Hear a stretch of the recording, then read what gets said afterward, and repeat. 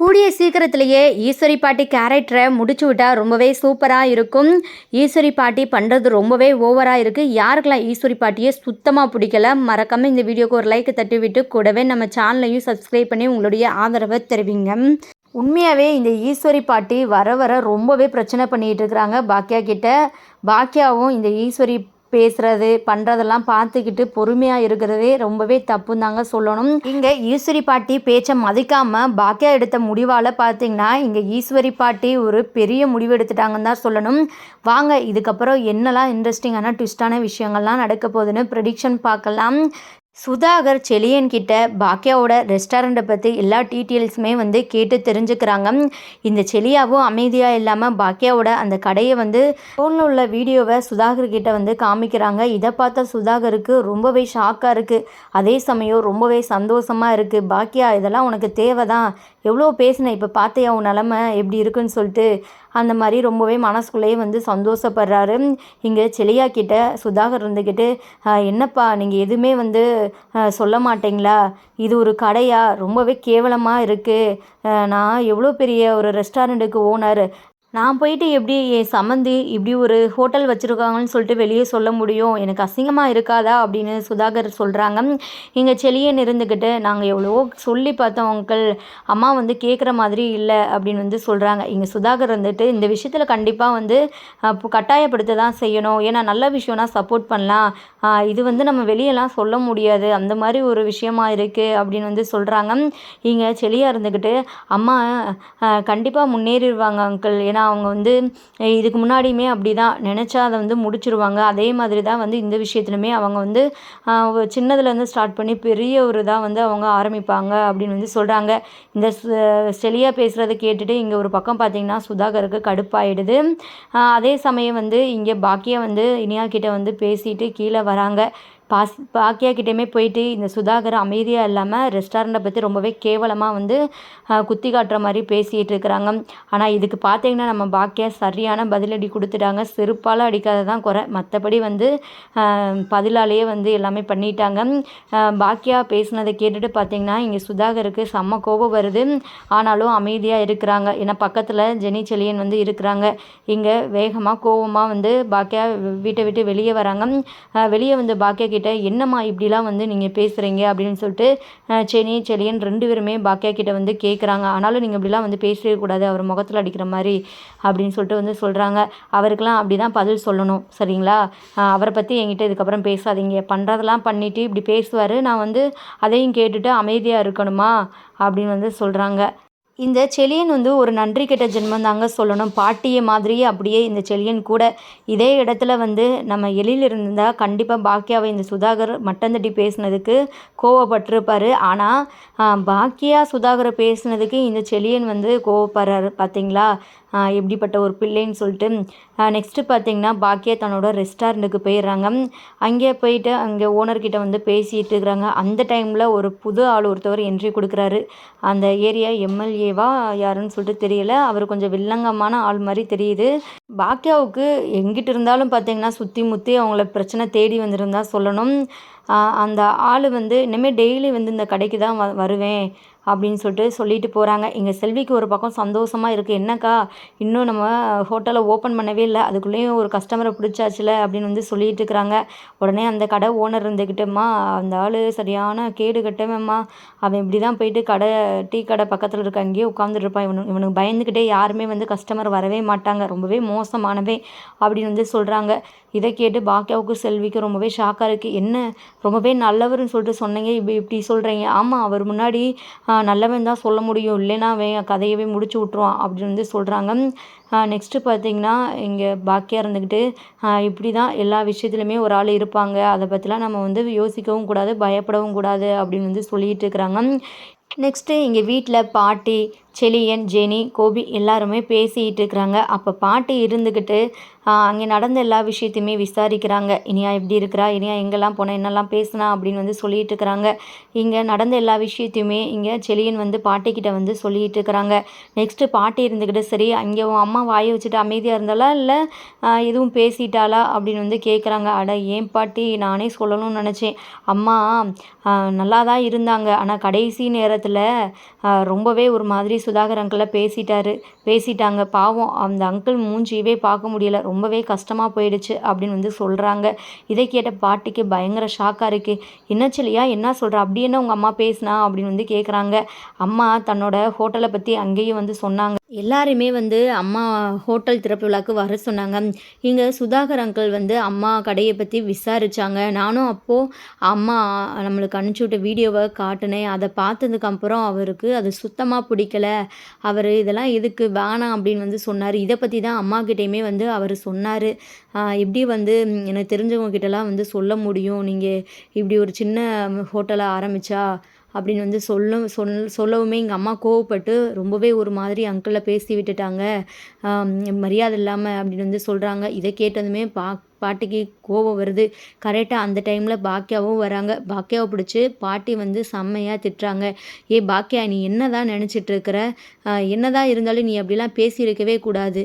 எதுக்காக நீ இப்படிலாம் வந்து பேசிகிட்ருக்கிற, என்ன இனியாவோட வாழ்க்கையை வந்து நாங்கள் தான் வந்து அமைச்சு கொடுத்தோம், அதனால் நீ கெடுக்கணும்னு சொல்லிட்டு முடிவோடு இருக்கிறியா, அப்படி இப்படின்னு சொல்லிட்டு கத்திட்டு இருக்கிறாங்க. அப்படிலாம் எனக்கு எந்த ஒரு எண்ணமும் இல்லைங்க அத்தை, சரிங்களா, புரிஞ்சுக்கோங்க. அவர் என்னோடய ஹோட்டலை பற்றி ரொம்பவே மட்டமாக பேசினார். நான் அப்படி ஒன்றும் வந்து கேவலமான ஒரு விஷயத்த பண்ணலையே. நான் தொழில் சொந்த காலில் வந்து பண்ணுறேன், எனக்கு பிடிச்சிருக்கு, நான் பண்ணுறேன். இந்த விஷயத்தில் யாருமே வந்து என்னை தடுக்கக்கூடாது. எனக்கு அது பிடிக்கவும் பிடிக்காது. அது முக்கியமாக அவர், நீங்கள் எல்லாருமே சொன்னாலும் சரி, அதில் ஒரு நியாயம் இருக்குது. ஆனால் அவர் சொல்கிறதுக்கு என்ன இருக்குது சொல்லுங்கள். எல்லாமே பண்ணிவிட்டு இப்போது நல்லவர் மாதிரி வந்து பேசுகிறாரு. கொஞ்சம் கூட அவருக்கு மனசு உறுத்த வேணாம். என்னோடய 2 ரெஸ்டாரண்ட்டுமே என்கிட்டேருந்து பறிச்சுட்டு கொஞ்சம் கூட குற்ற உணர்ச்சி இல்லாமல் என்னையே இப்போது வந்து ஒரு மாதிரி வந்து கேவலமாக பேசுகிறாரு. எனக்கு அதெல்லாம் வந்து பிடிக்கவே இல்லை. இது எல்லாத்துக்கும் நான் எதுக்கு இவ்வளோ பொறுமையாக இருக்கேன்னு காரணம் வந்து என்னோட இனியாக்காக மட்டும்தான். இனியாவோட வாழ்க்கையை நினச்சி மட்டும்தான். இனியா மட்டும் இதில் தலையிடலைன்னா கண்டிப்பாக என்னோடய பதில் அவருக்கு வேறு மாதிரி இருந்திருக்கும். நான் அவரை சும்மாவே விட்டுருந்துருக்க மாட்டேன் அப்படின்னு வந்து சொல்லிட்டு இருக்கிறாங்க. இங்கே பாட்டி இருந்துக்கிட்டு அவர் சொன்னதில் என்ன தப்பு, அவர் சொன்னால் சரின்னு சொல்லிட்டு நீ கேட்டுக்கணும். அதுக்கு முடியலையா, நீ அமைதியாக வந்து இருந்திருக்கணும். அவர் சொன்னால் சொல்லிட்டு போகிறாரு அப்படின்னு சொல்லிட்டு. உன் பொண்ணு வாழ்க்கையில் உனக்கு அவ்வளோ ஒரு இன்ட்ரெஸ்ட் இருக்கிற மாதிரி இல்லையே, கேடு கட்டு போனாலும் பரவாயில்ல அப்படின்னு சொல்லிட்டு தான் நீ எல்லாமே வந்து பண்ணிகிட்டு இருக்கிற அப்படின்னு வந்து இங்கே பாட்டி இருந்துக்கிட்ட சொல்கிறாங்க. அது மட்டும் இல்லாமல் இன்னுமே பாட்டி ரொம்பவே ஓவராக பேசிட்டு போகிறாங்க. இங்கே பாக்கியாவுமே பார்த்திங்கன்னா ஈஸ்வரி பாட்டிக்கு தரமான பதிலடி தான் கொடுக்குறாங்கன்னு சொல்லணும். நெக்ஸ்ட்டு பார்த்திங்கன்னா இங்கே கோபிக்கு ரொம்பவே ஷாக்காக இருக்குது. என்ன கோபி இப்படிலாம் இவ பண்ணிகிட்ருக்கிறா அப்படின்னு சொல்லிட்டு கோபிக்கிட்ட வந்து பாட்டி இருந்துக்கிட்டு வந்து கேட்குறாங்க. கோபி இருந்துக்கிட்டு அவளுக்கு அவ்வளோ கஷ்டம் இருக்குமா, அவள் வந்து நல்லாவே முடிவு பண்ணிட்டா, இப்போ இவளோட நிலைமைக்கு வந்து அந்த சம்மந்தி தான் காரணம் அப்படின்னு சொல்லிட்டு அந்த ஒரு ஆதங்கத்தில் தான் வந்து பேசுவா. சரி விடுங்க, இதெல்லாம் பெரிய பிரச்சனையாக எடுத்துக்காதீங்க அப்படின்னு வந்து சொல்கிறாங்க.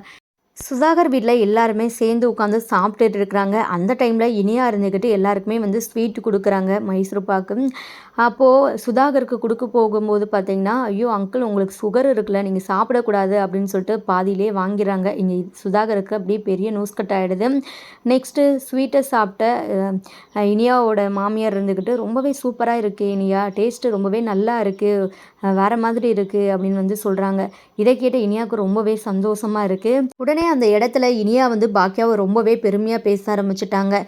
இது என் அம்மாவோட ரெசிபி தான், எங்கள் அம்மா செய்கிறது எல்லாமே ரொம்பவே சூப்பராக இருக்கும், எங்கள் அம்மாவுக்குன்னு ஒரு தனி ஒரு இதே இருக்குது அப்படி இப்படின்னு வந்து சொல்கிறாங்க. பாக்கியாவை இனியா பெருமையாக பேசினதுமே இங்கே சுதாகருக்கு வந்து பார்த்திங்கன்னா அப்படியே பொருட்களை செம்ம கடுப்பில் உட்காந்துருக்கிறாரு. இன்னுமே பாக்கியா இருந்துக்கிட்டு இப்போ கூட பாருங்கள், எங்கள் அம்மா 3வது ரெஸ்டாரண்ட் ஓப்பன் பண்ண போகிறாங்க, எவ்வளோ சந்தோஷமாக இருக்குது, எங்கள் அம்மாவுக்கு சமையல்னால் அவ்வளோ பிடிக்கும், ரொம்பவே சூப்பராக பண்ணுவாங்க, எங்கள் அம்மாவுக்கு அவ்வளோ ஒரு ஃபேன்ஸ் இருக்கிறாங்க அப்படின்னு வந்து சொல்லிகிட்டு இருக்கிறாங்க. கேட்க பார்த்திங்கன்னா இந்த சுதாகருக்கு அப்படியே ரொம்பவே கோவத்தில் உட்காந்துருக்குறாங்க. கரெக்டாக அந்த டைமில் வந்து இனியாவோட வீட்டில் இருந்துமே கால் வந்தது, நான் போயிட்டு வீட்டில் பேசிட்டு வந்துடுறேன் அப்படின்னு சொல்லிட்டு போகிறாங்க. இங்கே சுதாகரோட ஒய்ஃப் இருந்துக்கிட்டு ஏம்மா சாப்பிட்டு போ அப்படின்னு வந்து சொல்கிறாங்க. நான் வந்து சாப்பிட்டுக்கிறேன் ஆண்டி அப்படின்னு சொல்லிட்டு வந்து போயிடுறாங்க. இங்கே பார்த்தீங்கன்னா சுதாகர் இருந்துக்கிட்டு அவங்க ஒய்ஃபுக்கிட்டேயும் பையன்கிட்டையும் வந்து சொல்கிறாங்க, இந்த மாதிரி என்ன அவங்க அம்மா ரெஸ்டாரண்ட்டை அவங்க கையை விட்டு போனதை நீங்கள் யாருமே இனியா கிட்ட வந்து சொல்லலையா அப்படின்னு வந்து கேட்குறாங்க. இதெல்லாம் எதுக்கு இனியாவுக்கு தெரிஞ்சுக்கிட்டு, அதெல்லாம் வந்து நான் பெரிய விஷயமா நினைக்கல அப்படின்னு வந்து இங்கே சுதாகரோட ஒய்ஃபு சொல்கிறாங்க. என்னதான் இருந்தாலும் இனியாவுக்கு தெரிஞ்சு தானே ஆகணும் அப்படின்னு வந்து சொல்கிறாங்க. அது தெரிகிறப்ப தெரியட்டும் அப்படின்னு வந்து இவங்க ஒரு பக்கம் சொல்லிகிட்டு இருக்கிறாங்க. நெக்ஸ்ட்டு இந்த சுதாகர் இருந்துக்கிட்டு நிதிஷ் கிட்ட அந்த மாதிரி ரொம்பவே சின்ன ஒரு ஹோட்டலுக்கெலாம் வந்து நீங்கள் திறப்பு விழாக்கெல்லாம் போக வேணாம், அமைதியாக இருங்க அப்படின்னு வந்து சொல்லிடுறாங்க. இங்கே இனியா கிட்ட முன்னாடியே வந்து இந்த சுதாகர் ஒரு ரீசனை சொல்லிடுறாங்க. அவங்க ஒய்ஃபுமே பார்த்திங்கன்னா என்னால் வர முடியாது, எனக்கு நிறையா ஒர்க் இருக்குது அப்படின்னு வந்து சொல்லிடுறாங்க. நெக்ஸ்ட்டு வந்து நம்ம இனியாவும் நிதிஷும் வந்து கண்டிப்பாக போகணும் அப்படின்னு சொல்லிட்டு வந்து பிளான் பண்ணனால நிதிஷை வந்து போக வேணாம்னு சொல்லிட்டு இங்கே ஒரு பக்கம் இந்த சுதாகர் வந்து சொல்லிட்டு இருக்கிறாரு. நம்ம நிதிஷ் என்ன முடிவு எடுக்க போகிறான்னு சொல்லிட்டு தெரியல. இனியா சந்தோஷத்துக்காக இனியா கூட போவாரா, இல்லை தன்னோட அப்பா பேச்சை கேட்டுட்டு இதனால ஒரு ரீசனை சொல்லி இனியாவை எங்கேயாச்சும் வெளியே கூப்பிட்டு போக போகிறாரான்னு சொல்லிட்டு தெரியல. இங்கே பார்த்தீங்கன்னா வீட்டில் வந்து நம்ம பாக்கியா வந்து கிளம்புறாங்க ரெஸ்டாரண்ட்டை ஓப்பன் பண்ணுறதுக்காக. அந்த டைமில் பாட்டியும் செல்லியும் பேசிகிட்டு இருக்கிறாங்க. போகலாமா வேணாமா அப்படின்னு சொல்லிட்டு பாட்டி இருந்துக்கிட்டு நான்லாம் போக மாட்டேன், அது ஒரு ஹோட்டலு, அதுக்கு போயிட்டு நான் போகணுமா அப்படி இப்படின்னு சொல்லிட்டு சொல்லிட்டு இருக்கிறாங்க. என்னதான் ஒரு 8 போயிட்டு வந்துடலாம் பாட்டி, இல்லைன்னா அம்மா கோச்சுக்குவாங்கள்ல அப்படின்னு வந்து சொல்கிறாங்க. நீ வேணா போப்பா செல்லியா, என்னாலலாம் கண்டிப்பாக வர முடியாது, என்ன நான் சொல்கிறத கேட்டுட்டு அவள் எல்லாமே பண்ணிகிட்டு இருக்கிறா, நான் போக அப்படின்னு வந்து சொல்லிட்டு இருக்கிறாங்க. இங்கே நம்ம பாக்கியாவுமே பார்த்திங்கன்னா எல்லாத்தையுமே ரெடி பண்ணிட்டு வராங்க. எழில் அமிர்தாவும் பார்த்திங்கன்னா பாக்கியாவோட வந்து கிளம்புறாங்க. ஒரு 2 டைம் ஈஸ்வரி பாட்டியை வந்து கூப்பிட்டு பார்க்குறாங்க. ஆனால் ஈஸ்வரி பாட்டி ரொம்பவே பிகு பண்ணிகிட்டு இருக்கிறாங்க. சரி இதுக்கப்புறம் கூப்பிட வேணாம் அப்படின்னு சொல்லிட்டு பாக்கியாவுமே முடிவெடுத்துறாங்க. நீங்கள் வந்தால் நான் சந்தோஷப்படுவேன், அதுக்கு மீறி உங்கள் இஷ்டம் அப்படின்னு சொல்லிட்டு இங்கே சாமியெல்லாம் கும்பிட்டு இங்கே அவங்க மாமனார் போட்டோவும் பார்த்திங்கன்னா கும்பிட்டுட்டு நம்ம பாக்கியா வந்து கிளம்புறாங்க. இங்கே பாட்டிக்கு வந்து கோவம் வந்துடுது. வந்து கத்திட்டு இருக்கிறாங்க எழில் அமிர்தா கிட்ட. என்னடா எழில், உன் அம்மா என்ன நினச்சிட்ருக்கிறா, நான் வரலைன்னு சொல்கிறேன், அவள் பாட்டு அமைதியாக போகிறா கண்டுக்காமல், அப்போ நான் வரணும்னு அவளுக்கு ஒன்றும் அவசியம் கிடையாதா அப்படின்னு வந்து சொல்லிகிட்டு இருக்கிறாங்க. பாட்டி நீங்கள் எதுக்காக அம்மாவை டார்ச்சர் பண்ணிகிட்டு இருக்கிறீங்க, அவங்க தான் உங்களை 2 தடவை கூப்பிட்டு பார்த்தாங்க, நீங்கள் தான் வரலேன்னு சொல்லிட்டீங்க, அதுக்கப்புறம் தான் அவங்க கிளம்புனாங்க, ஏன் இப்படி பிரச்சனை பண்ணிகிட்டு இருக்கிறீங்க அப்படின்னு வந்து கேட்குறாங்க. உங்கள் அம்மா 2 தடவை தான் கூப்பிடுவாளா, அதுக்கு மேலே வந்து கூப்பிட்டா என்ன தேஞ்சு போயிடுவாளா அப்படின்னு சொல்லிட்டு இங்கே ஈஸ்வரி பாட்டி இருந்துக்கிட்டு சொல்கிறாங்க. உங்களுக்கு என்ன பண்ணாலும் வந்து குத்தம் தான் அம்மா விஷயத்தில், ஏன் தான் இப்படி இருக்கிறீங்களோ, உங்ககிட்டலாம் பேசவே முடியாது அப்படின்னு வந்து சொல்கிறாங்க. உடனே பாட்டி இருந்துட்டு கோவப்பட்டு போ, உன் அம்மா முந்தானியை பிடிச்சிக்கிட்டே நீயும் போடா அப்படின்னு வந்து சொல்கிறாங்க. அப்புறம் அமிர்தா இருந்துக்கிட்டு நீயும் உன் பெருசு முன்னாடியே போங்க எல்லா பேரும் அப்படின்னு வந்து கத்திட்டு இருக்கிறாங்க. வா அமிர்தா, இவங்ககிட்டலாம் பேசவே முடியாது, இவங்க இப்படி தான் அப்படின்னு சொல்லிட்டு வந்து கிளம்புறாங்க. இந்த ஈஸ்வரி பாட்டி எப்படிலாம் ரொம்பவே திமிரா பண்ணுறாங்கன்னு பார்த்தீங்களா, கூப்பிட்டாலும் தப்பு கூப்பிடலைனாலும் தப்பு, போகணுன்னா போக வேண்டியதானே, விருப்பமே இல்லாமல் இதுக்கு தான் இப்படிலாம் பண்ணிகிட்டு இருக்கிறாங்களோ தெரியல. இங்கே பாக்கியா மேலே அவ்வளோ ஒரு கோவத்தில் ஈஸ்வரி பாட்டி இருக்கிறாங்க. தன்னை மதிக்காமல் எல்லாமே பண்ணிகிட்டு இருக்கிறாளே அப்படின்னு சொல்லிட்டு ஒரு மிகப்பெரிய முடிவு தான் நம்ம பாட்டி வந்து எடுக்க போகிறாங்கன்னு சொல்லணும். ஒன்று வீட்டை விட்டு போகணும், இல்லை இந்த ஈஸ்வரி பாட்டி தாத்தாக்கிட்டேயே போகணும். அந்த எதனாலும் ஒரு விஷயம் நடந்தாலும் ரொம்பவே சூப்பராக இருக்கும். உங்களுக்கும் அந்த மாதிரி தோணுச்சுன்னா மறக்காமல் கீழே கமெண்ட் பண்ணி தெரிவிங்க. ஏன்னா அந்தளவுக்கு இந்த ஈஸ்வரி பாட்டியோட டார்ச்சர் தாங்க முடியலை, வாயை திறந்தாலே செம்ம கடுப்பாகுது. பார்க்கலாம் இதுக்கப்புறம் என்னெல்லாம் இன்ட்ரெஸ்டிங்கான ட்விஸ்டான விஷயங்கள்லாம் நடக்க போகுதுன்னு நம்ம அப்கமிங் எபிசோடை பார்த்து தெரிஞ்சுக்கலாம். தேங்க்யூ.